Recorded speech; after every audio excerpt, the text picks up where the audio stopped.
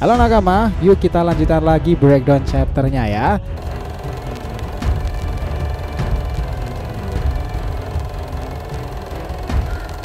Segalanya memang sempat tidak mudah untuk para biju itu sendiri. Selepas kisah Shippuden itu berlalu, mereka itu bahkan sempat diincar oleh para Otsutsuki sialan di mata mereka itu. Bahkan yang saking konyol kasihannya nih, salah satu dari mereka itu dimasukkan dalam teko. Kasihan ya si Sukaku itu. Tapi sekarang ini sob, semua itu tak sama lagi. Para biju akan memulai permainannya mereka sendiri. Wadah baru, Jinchuriki potensial baru pula, dan juga untuk membantu mengatasi ancaman baru dunia shinobi terkait ego Jubi. Biju ini juga akan menjadi antitesis nih, bagaimana reaksi mereka itu berkumpul kembali setelah Kurama di tubuh Naruto itu sudah lenyap. Apakah mereka tahu nih bahwa Naruto masih hidup ya di luar sana? Well, ini akan sangat menarik sih. So let's go, kita bahas ceritanya.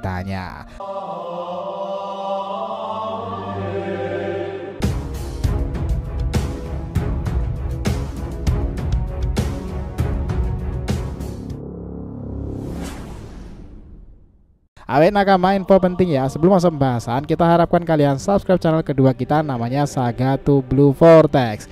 Di sana kita akan buat pembahasan berbeda nih. Kita lebih ngikutin market Boruto yang suka pembahasan alur teori per episode atau karangan seru yang populer sekarang ini. Oke, gas. Yuk kita ikutin alurnya dulu ya. Sambil nanti pelan-pelan edukasi cara nonton Boruto yang seharusnya itu seperti apa. Kalian akan ikutin kisah berkelanjutan part-part Boruto to Blue Vortex di episode itu sambil dengerin versi liar perspektif kita. Oke, subscribe nanti bahasa. And now back to the topic. Gini, sejujurnya teman-teman, kisah tentang para biju itu akan sulit diungkit kembali jika tidak karena insiden Himawari itu yang menghubungkannya. Hal yang paling bikin penasaran orang-orang tentang mereka ini adalah bagaimana nasib ke-8 biju lainnya selepas tak ada Kurama pada tubuh Naruto sendiri. Dan apakah tempat tinggal mereka itu aman dari manipulasi gila-gilaan omnipoten ya? Kita mulai dari sana dulu ya. Perihal para biju nasibnya selepas tak ada Kurama. Mereka itu sebenarnya pernah sempat berkumpul bareng loh untuk membicarakan bahwa Kurama telah tak ada.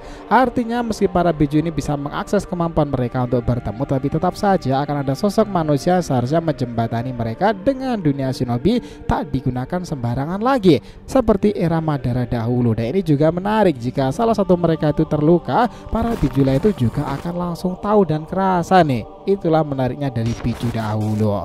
Nasib mereka tuh sepertinya ya tetap aman sih, tetapi dengan tak adanya Kurama dalam diri Naruto itu, mereka juga harus terus waspada jika terjadi ancaman lagi dari bangsa lain maupun entitas Otsutsuki sendiri. Pasalnya tak ada yang langsung menginfokan tentang dunia shinobi dan hal-hal misteri terbaru sekarang itu. Nah, selain itu, apakah para biju ini juga tak terkena manipulasi omnipoten ya? Nah, ini yang menarik. Ada fakta dari data masa lalu, meskipun biju ini luar biasa kuat, tetapi mereka itu bisa tunduk pada Genjo tingkat tinggi Madara loh, dan dikendalikan saat itu. Nah, cuman yang membedakan kala itu, para biju itu langsung diserang dalam titik butanya. Maksudnya itu adalah ketika Kurama itu dimanipulasi, maka Madara secara langsung menarget. Nah, sekarang ini sepertinya agak berbeda. Gimana nih dengan omnipoten sendiri? Apakah yang dilakukan Eida pada Boruto Kawaki juga mempengaruhi mereka? Kami rasa sih 50-50 ya teman-teman. Kita sih ngerasa mungkin para biju ini tidak akan termanipulasi karena mereka tuh di dalamnya masing-masing itu juga aman dalam alamnya sendiri. Dan mereka itu adalah cakra yang sebenarnya itu juga terhubung pada Otsutsuki kan. Sebenarnya jika diasumsikan bahwa biju ini juga sama cakra yang juga punya ego loh, ketambahan mereka itu dulunya itu terhubung dengan Naruto pula, bukannya Boruto atau bahkan Kawaki. Jadi mereka juga sejak awal sepertinya paham cakra Kurama itu ada pada siapa. Nah, karena kumis khas Kurama itu ada pada Boruto, maka jelas sepertinya mereka tetap sadar berdasarkan sisa-sisa cakra Kurama yang juga ada pada keturunannya. Hipotesa kami itu seperti itu, dan itu akan menarik lagi jika menghubungkan lagi dengan Himawari. Sekarang inti menariknya itu di sini. Mungkin gak nih para biju ini akan memainkan peranan menarik di era Boruto to Blue Vortex ini nanti? Ya mungkin. Kita jawab langsung sat-sat aja cepat ya teman-teman. Nah, apakah buktinya? Chapter 8 kemarin 90% mereka itu akan kembali dan ceritanya bakalan relevan lagi. Semua itu sebenarnya disebabkan oleh Uzumaki Himawari sendiri.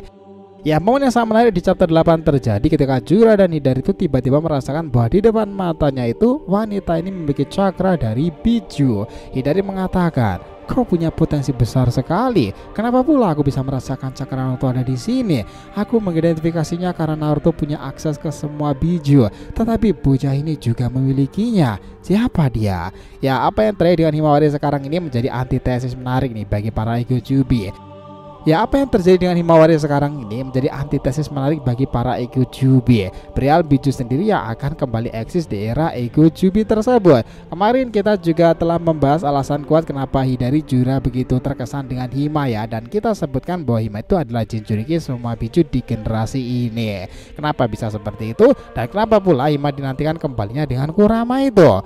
Gini, pada dasarnya Kurama di tubuh Naruto itu emang sudah tidak ada lagi nih, tapi bukan berarti juga menghilang pada tubuh Himawari. Hal yang harus kita cermati bahwa biju itu sebenarnya konsepnya sama dengan Egojubi, cakra yang akhirnya diberikan ego. Nah, mereka itu umumnya punya bagian yin dan yang.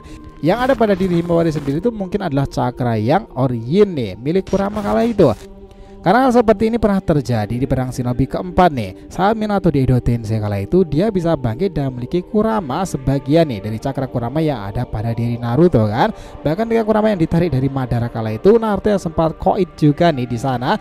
Dia akhirnya diberikan juga cakra Kurama yang ada pada diri Minato. Kita pikir dengan konsep seperti itu sob, hal itu bisa saja terjadi untuk Himawari loh. Jika sejak lahirnya dia memang sudah ada cakra Kurama yang menempel pada Hima. Ini ditandai dengan kumis rubah tersebut. Apalagi yang memvalidasikannya adalah Egojubi kan ya. Sekarang bayangkan teman-teman, jika memang benar Hima itu akan bisa mengakses para biju itu seperti ayahnya dahulu, mungkin Hima itu malah lebih superior lagi loh. Karena dalam dirinya itu mengalir cakra Hagoromo lewat Naruto dan Hamura lewat ibunya kala itu.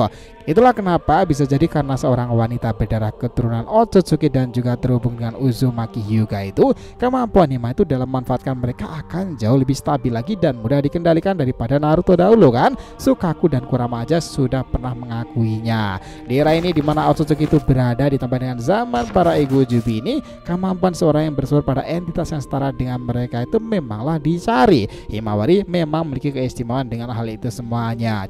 Jadi karena itulah nggak heran bahwa banyak yang mengatakan kala itu biju pasti akan kembali lagi. Karena nggak mungkin rasanya kan ya hewan yang hidup sudah sangat lama dan terhubung dalam sejarah panjang dunia shinobi itu tak dilibatkan lagi. Karena momen inilah kita akhirnya bisa menantikan lagi nih aksi-aksi spektakuler dari mereka itu. Oh ya, masih ada yang ingat gak nama-nama dari mereka dan kemampuannya itu? Rata-rata dari mereka sekarang tuh sudah tak memiliki Jinchurikinya lagi loh ya, kecuali Hachibi. Jadi potensi dimiliki Himawari itu memang terbuka sangat lebar. Sukaku, sang rakun ekor 1 milik Shinagakure. Mata Tabi, ekor 2 yang mirip kucing purba itu. Isobu adalah kura-kura purba dan merupakan ekor 3. Son Goku itu biju legendaris yang memiliki keistimewaan taijutsu handal, dia ekor keempat. Kokuo, biju ekor kelima yang juga dikenal sebagai Gobi. Saiken, biju ekor keenam yang dikenal pula sebagai Rokubi. Chome, sang biju ekor 7. Gyugias Hachibi yang dimiliki Kumogakure itu adalah Jinchuriki sahabat ayahnya Himawari itu kala di perang shinobi keempat kala itu. Dan tentu yang terkuat dari semua yang pernah mampu mencapai tingkat fusi nuklir itu pada perubahan tertingginya Kurama Kyuubi ekor 9. Dari kala ancaman perlawanan dari para Egojubi sendiri bisa menjadi lebih menarik lagi. Dan ingat loh ya, ada cerita kala itu mengenai Kurama sendiri yang dalam legendanya dikatakan bahwa Kitsune itu bisa berinkarnasi loh. Entah itu benar atau enggak, tapi menarik untuk dinantikan ceritanya.